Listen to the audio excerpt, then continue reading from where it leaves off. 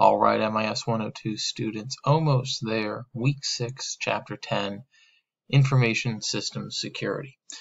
I really enjoy this chapter, and I think a lot of that is because one of my roles in my day job is I am the Facility Security Officer, or FSO, for a government contractor. So I'm heavily involved in our information security. So what are some of the goals of information system security? Well, to sum it up, organizations or individuals have intellectual data, they have money, they have, could be hardware data that they're building, could be new devices that they're making that bad actors want access to. These could be hackers, they could be malicious governments. There are also other vulnerabilities we have to be aware of. There could be natural disasters. There could be insider threats.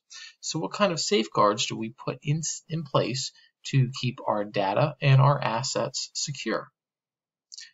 Our threats can be broken up into 3 different categories. We have human error, computer crime, or natural disasters. Human error can be just mistakes and accidents. We could have an unclear procedure involving a server swap or data backup that leads to data spillage, bringing information that is supposed to be controlled and having that information fall into a public network drive that everybody can access to. Could be accidents. We can have somebody walking through a server room and bump into a rack that would unplug some Ethernets and take down some systems for a period of time. Computer crime is talking about hacking. This could be from groups. We have natural hacker groups inside the country, outside the country. They could be state actors. These can also be terrorist activity too on large corporations. And finally, the third category is something you may not put a lot of thought into, and that's natural disasters. You might live somewhere that's on a floodplain, have hurricanes out in the Midwest with Tornado Alley, or even be on a fault. Maybe you're on the West Coast and your office is located near an earthquake fault line. This can lead to data loss. This can lead to property loss. A lot of times we don't put a lot of thought into it to prevent it. You can have the best servers in the world and the best RAID configuration that you need for your setup, but if all of your data is stored on site and a tornado blows through, you just lost everything. This kind of goes back to having data stored in the cloud and multiple backup locations on and off site. We have a lot of security loss, and the biggest thing I want to focus on is phishing and spoofing. When you get out into the corporate world, you're going to see a lot of emails come across that look like they're coming from in-house. So basically, I'm saying from somebody in the company. A few weeks ago, an email was reported to me from one of our employees that looked like it came from the CEO. The email address was correct. His signature line was almost correct. It was suspicious that he was asking very specific questions about a very specific project, things that usually not even at the VP level they would be concerned about.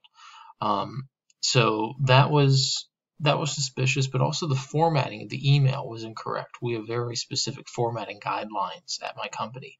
So those two combined tipped it off, and they reported it, and we were eventually able to find out the source of the email and block some of those IP addresses coming through. But spoofing is a real thing, and bad actors are getting very good at spoofing emails and making them look legitimate. We can have a loss of infrastructure, and this could be data systems, this could be hardware, it could be something as simple as laptops or any remote devices we give our employees. This could be through accidents by no fault of the employee, could be through theft. Maybe we have somebody in the company or outside of the company stealing machines. They're more concerned about the resale value of the laptop or that server, and maybe not so concerned about the data on it, although the data itself could be worth more than the system. We talked about natural disasters, and of course different hackers, APT, advanced persistent threats. We have groups all around the world that are state actors that do a lot of malicious activity toward large multinational companies. APT 37 is linked to North Korea. You have Deep Panda, which is linked to China, and APP29 out of Russia. ATP29 frequently comes up a lot, and so do a lot of Russian malicious hacker groups. So what's our goal? Well, ideally, we don't want to lose any data. We don't want to lose any hardware, any part of our information system. But let's be honest, we can have the most secure system in the world, but it's probably going to be a pain for our employees to use, and it's probably going to be nearly impossible to access the data when we need it. It's a real trade-off between accessibility, usability, and balancing the risk of losing data. There's some things that we can do and things that we should encourage all of our employees and even encourage us to use in our personal life as well. Are you using an antivirus? Are you updating that antivirus? Just because you download it, if you don't apply regular updates, it's almost useless. Are you deleting or at least selectively choosing which cookies are being stored on your computer? You can do all of that in the settings of your browser. These are all trade-offs. It'd be great to have websites remember all of your data, have all of your login information, your username and password just pop up automatically. But is that as secure as what you need? If somebody steals your machine, your convenience is now their good fortune. They have access to all of your accounts. So what are some personal security safeguards that we can put in place to bolster our corporate security as well as our personal security? Well, first and foremost, we need to take security seriously. Sometimes I'm shocked at how many people in the corporate world are lackadaisical about security. They use the same password over and over again. They'll use a password for a personal email that they'll use for work systems. Passwords are so important. You have to have very strong, robust passwords to give yourself a good chance of not being hacked. Make sure you don't have dictionary words in your passwords. Especially don't have passwords that can be easily found based on just some trolling of your Facebook page. They shouldn't be your pet's name. They shouldn't be your year of your graduation or your date of birth. A lot of time you'll see that where it'll be somebody's name and then a 2 or 4 digit number after that. Well, it doesn't take long to figure that out. And there are people that will sit and they will browse your Facebook, your Twitter, and Instagram and grab as much information about you, your family, pets, important dates and things in your life, put all of that into a brute force password program, and they will just try and try and try different combinations until they get in. The third bullet point there leads right into this, using multiple passwords. If I can gain access to one of your accounts, I'm going to try that password on other things. If that's the password you use for your email, you might use that same password for your Facebook or your Instagram, hopefully not for your bank account. But you think about how vulnerable you can be and how your accounts are linked to each other. Your Facebook is probably linked to your Instagram. It's probably linked to your Twitter account and other social media. Your bank account probably links back to your email in some way, shape, or form. Getting access to one of these, it's only a matter of time before a malicious individual can have access to all of your data. It's important to constantly clear your browsing history, temporary files, and your cookies. The book recommends a program called CCleaner. This is a program I've used personally for years, and I think it's great. It's really robust. They come out with really good updates and they really keep the program running great.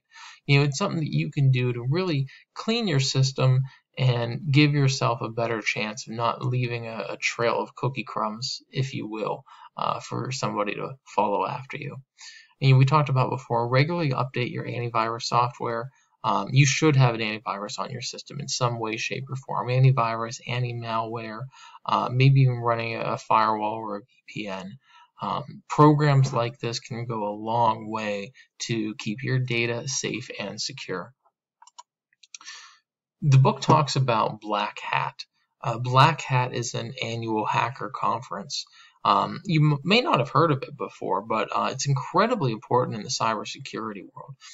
Probably in the last decade, we've seen a lot of large companies, Microsoft, Apple, Linksys, put a lot of interest into Black Hat. Really, it's just a big conference where we get around and we talk about hacking. How do we penetrate systems? How do we exploit weaknesses in new hardware or software? But more importantly, how can we keep these systems robust? Especially now with Internet of Things devices coming out. You could buy a smart light bulb. Think about that. If you would have said 5 years ago, hey, this light bulb can connect on the internet, nobody would even understand why you would need that. But now we have smart light bulbs that connect to our Wi-Fi internet so that we can control the brightness, the color, all from our phone, almost anywhere in the world. But this is a vulnerability. Once you gain access to that light bulb, I can gain access to anything else in your home network, including all of your files, and it just goes downhill from there. These are the conversations that happen at these types of conferences. We talk about the weaknesses. We talk about how we can exploit these systems and what we can do to make them better. And like I said, now that industry, Microsoft, Linksys, large companies are getting interested in this conference, they're making patches directly from vulnerabilities found at these conferences. And you find a lot of time that they will have almost on-the-spot hiring fairs where they'll go around, interview people, talk to them, get their ideas, and say, well, let's get you under contract to try to poke some holes through our new product and make it better before we actually release it to the public. Finally, we want to talk about some security policies. These are really geared more towards organizations, but it might not be a bad idea to have a little security policy personally for yourself if you did have a loss of data or if your account was hacked.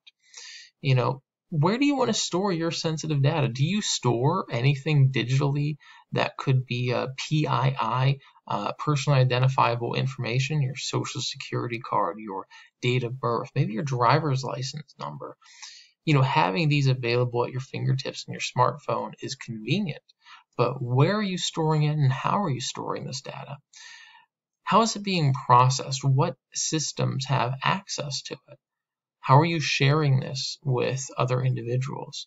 If you're in a corporate environment and you don't have some sort of certificate attached to your email that you can encrypt, you can be fairly certain that you have really no control over your data once you hit send.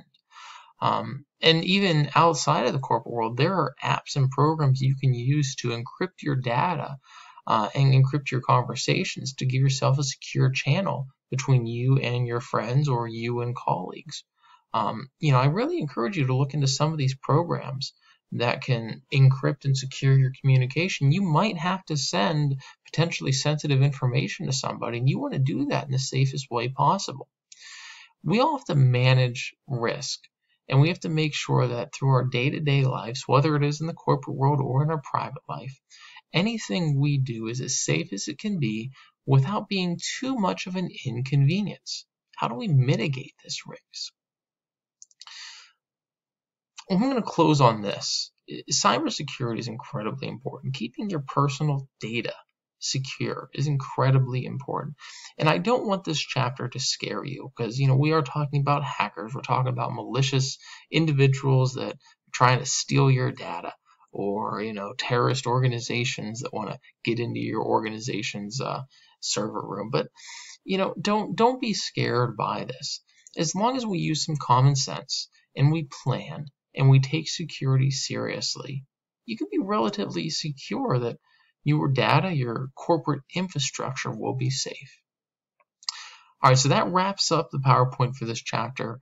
Keep on working. If you have any questions, please reach out to me. Thank you.